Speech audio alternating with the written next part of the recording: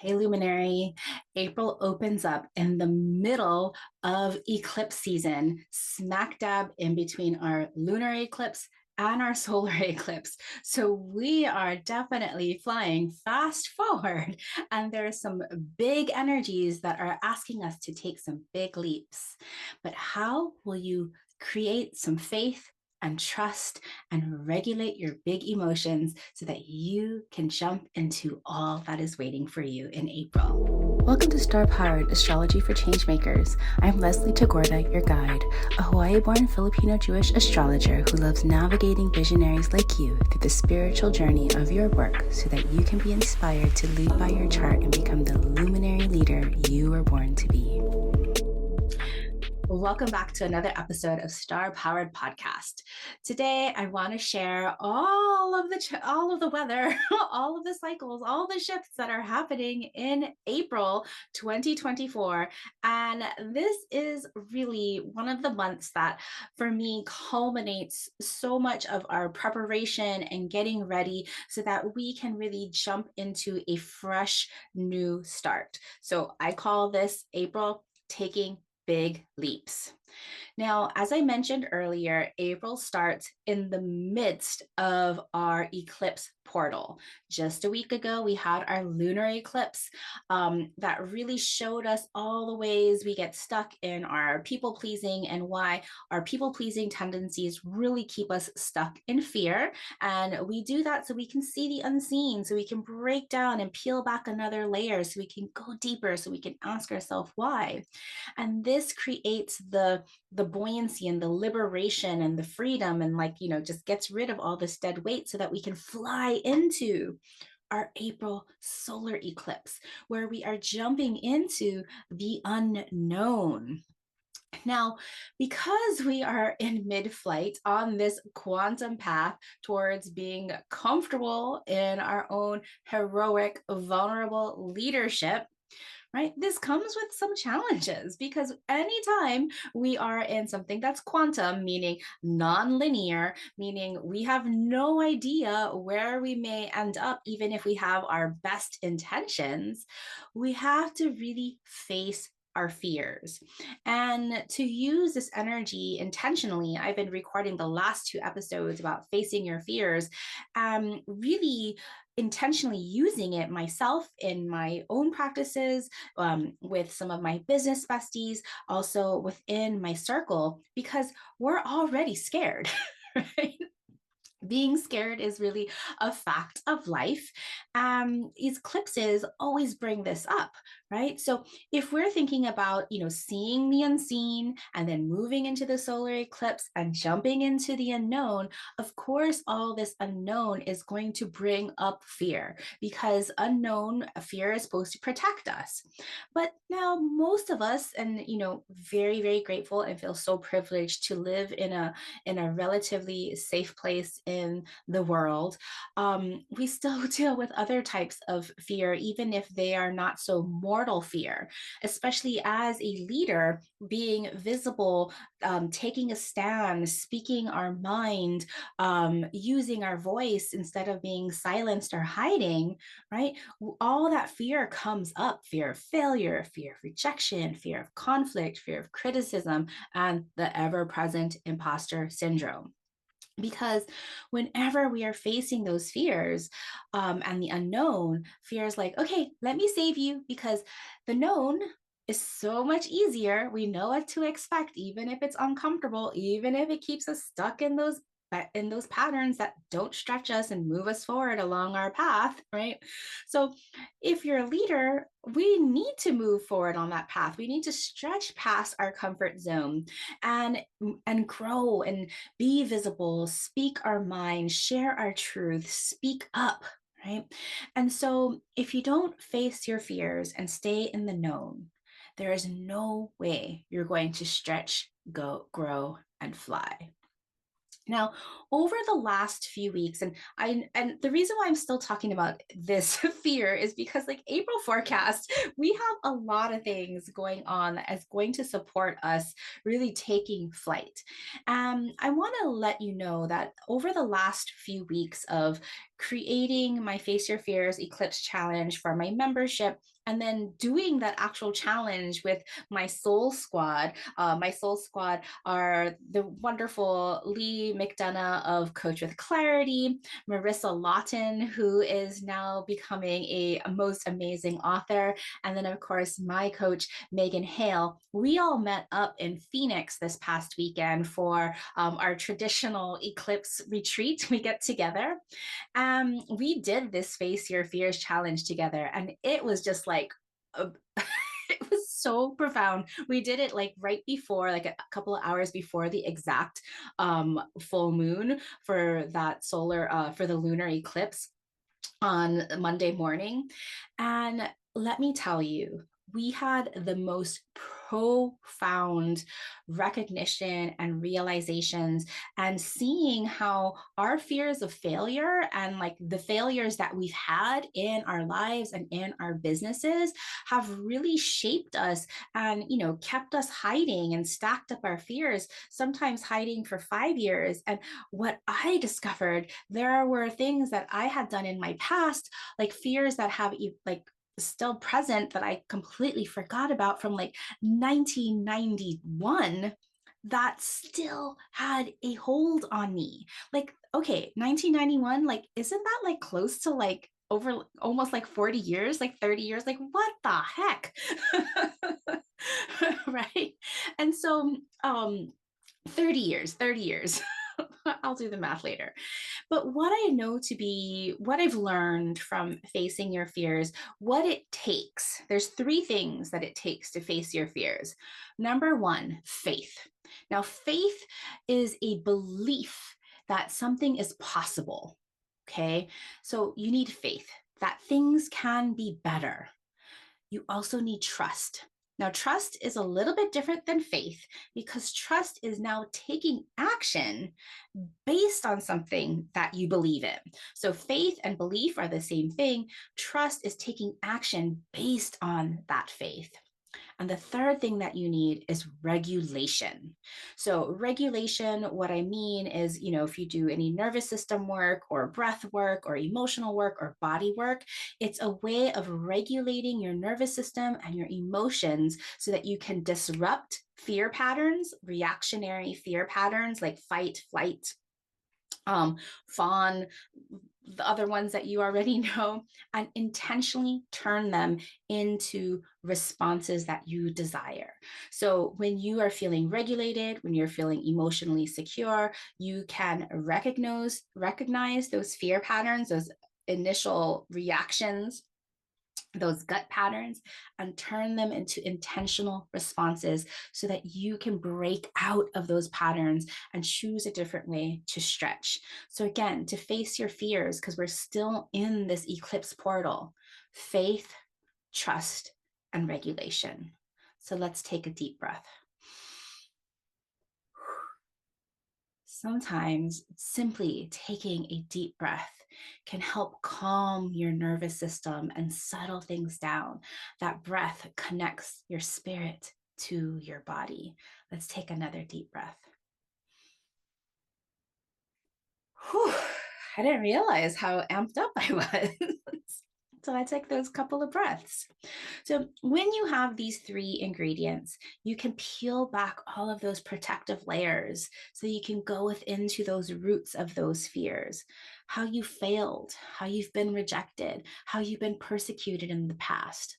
All of us have experienced these things, but we don't peel back the layers and look at these roots, not to just relive the pain. That's not at all what we're here to do, but to get curious without judgment.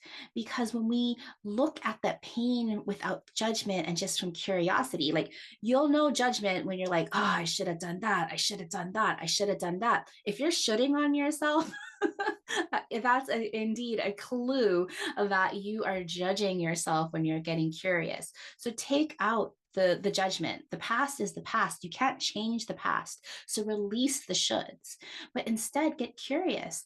How did I react when I failed or was rejected? What did I learn about myself, about other people, about my coping mechanisms? Were there any pleasant surprises because I failed? Because more often than not, even though it feels so painful, when we fail, or when we are rejected, or have any of these challenging things that cut us off from a certain path, we start to move on a new path. We get redirected, and of course there's pleasant surprises in that redirection. And so what were those surprises? And then be really honest, again, without judgment. How long has these fears held you back in those reactionary patterns of not speaking up for yourself, not hiding? And the one that I found out was the biggest thing was I stopped voting for myself.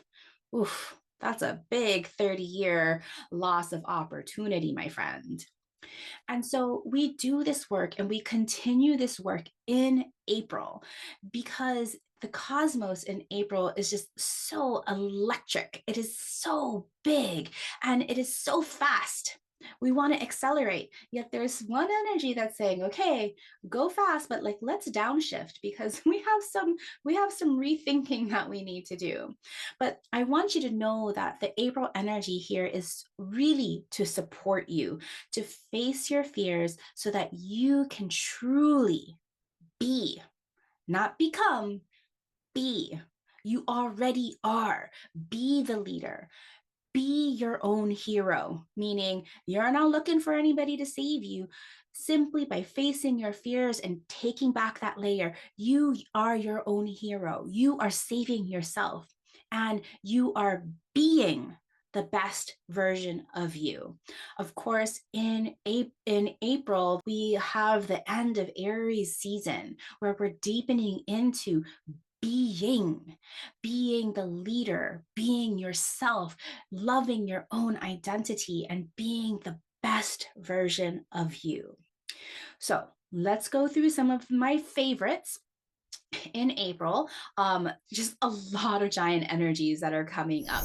Okay, if you're not subscribed to my email list, head on over to starpowered.com/starcast, and you'll be sent, all of the dates and all of the list, and get regular input on all of the astrology of the day. And you also have the option to purchase the my StarCast calendar that you can plug into your own digital calendar. I know it's April, but it's still a new start. You might want this now, and it's a good deal. So go to starpower.com/starcast. So we kick off April, like as soon as April starts, Mercury stops on its brakes to go retrograde.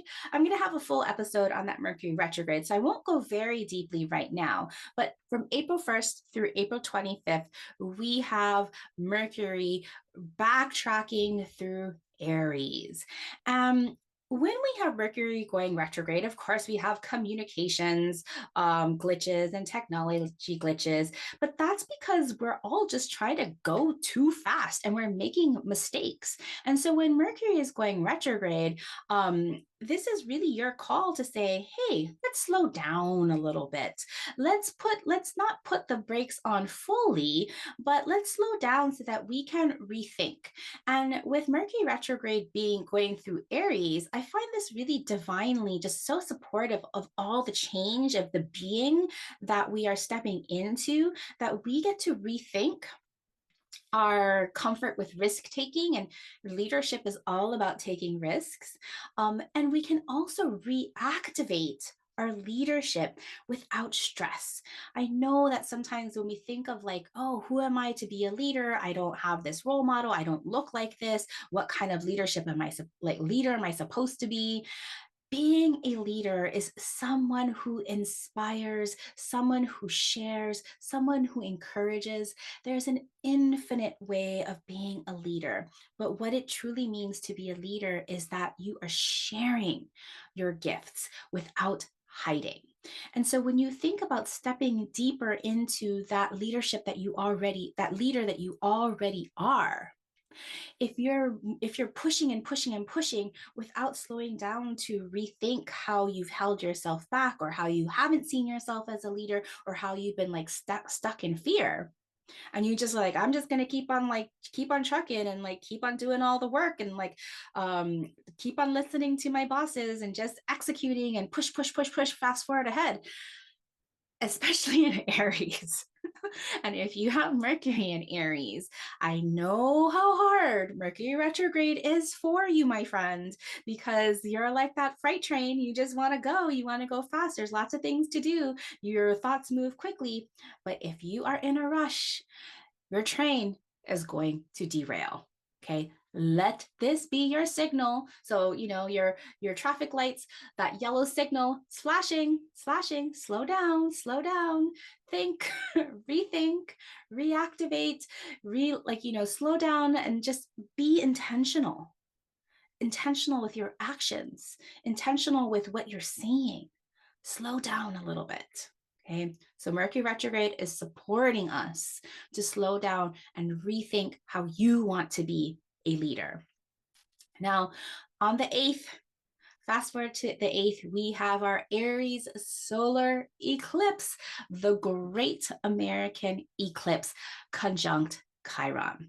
Of course, I'm going to have another full episode on everything that this means and pulling this eclipse apart. But this is one of the big cosmic events and transits that I've been looking at in 2024. In fact, in April, we have two of the big events that I've been looking forward to in 2024, because I love working with Chiron. Chiron is such a big part of my Astro Brand method, because when we connect the dots to that Chiron wound, we can see exactly what we are meant to contribute and share. We can break out of the victim, martyr, perpetrator, drama triangle, and jump into that mentor and that healer, even if we feel that we are not yet fully healed. Chiron is so important in your work, in your leadership, and in your brand. To have Chiron conjunct the sun and the moon to the minute and the degree, 19 degrees and 24 minutes. The three of these energies are completely aligned, showing me, showing all of us that your leadership and your Chiron contribution, meaning everything that you've learned from the gifts that you've picked up to address your Chiron wound, is woven tightly together, inseparable from your luminary leadership and how you are here to make a mark. Remember that Chiron, when you're working with Chiron, what you can't heal in yourself, you can heal in others. And that is your contribution to the world that makes you a leader. You are the leader by contributing and being of service to others based on the personal wisdom you gained from overcoming your pain and challenge. So this eclipse is a new moon on, like a turbocharged new moon, a wild card that is saying, hey, you have an opportunity to start fresh, a new beginning in your leadership and your identity. Who will you be? Who do you want to be? And now you are it. That is the power of this eclipse. The next thing that I have my eye on in April is the Jupiter Uranus conjunction in Taurus that happens on April 20th. I think of this as like a big bang, because Jupiter is like the god of thunder and lightning, and he loves to expand and go big. And then Uranus is the god of the sky, who loves to work with lightning and electricity, and everything is so big. Both of these two energies are very liberatory, very expansion oriented. And every 13 or 14 years or so, when these two titans of the sky meet up, we have a new cycle of technical progress. Okay, the last time that these two energies met up was, I think, in 2008. Of course, I'm going to have a whole nother episode on this, and I've written a blog post, so that is coming soon. But you can expect that when these two energies meet up, we have massive shifts in progress related to technology, physics, energetics, space and aeronautic exploration, and everything connected to neuroscience and genetics. Um, I am a science lover and I'm technology lover, I guess, because I'm an Aquarius in Jupiter conjunct my sun. So I feel like this Jupiter Uranus conjunction, I'm just like, woohoo, this is like the energy that I live for. And so it's not that at this exact meetup on the 20th that everything is going to instantly change, because when we have these two energies, these two archetypal energies, they're building up, like we're already feeling that, and we're going to feel that for at least a few months and extending into a new year. But we can think of this as an initiation that sparks everything, just like a new moon, where we get to create a new cycle of an intention. And for us on a personal level, we get to think of like, well, for the next 13 years, what is that progress that I want to make in this metacycle of meaning and purpose, expansion, awakening, and change and quantum leaping? So yes, it is personal, even though the effects are felt so globally. When we think about this Jupiter-Uranus conjunction, this is where we are meant to break through. And so I'll be talking more about that on a personal level, looking at that point in Taurus where that Jupiter and Uranus will meet up. This is where you're going to have your big breakthrough in your life, in your work. Whew. Okay, what else is going on in the sky? So, most of April, we have Mars and Saturn and Neptune in Pisces still. And this is a little stellium. Mars is moving faster, Saturn is moving towards Neptune, and will continue to move towards Neptune all the way for like the next year or two. But to me, this energy is asking us to stay devoted.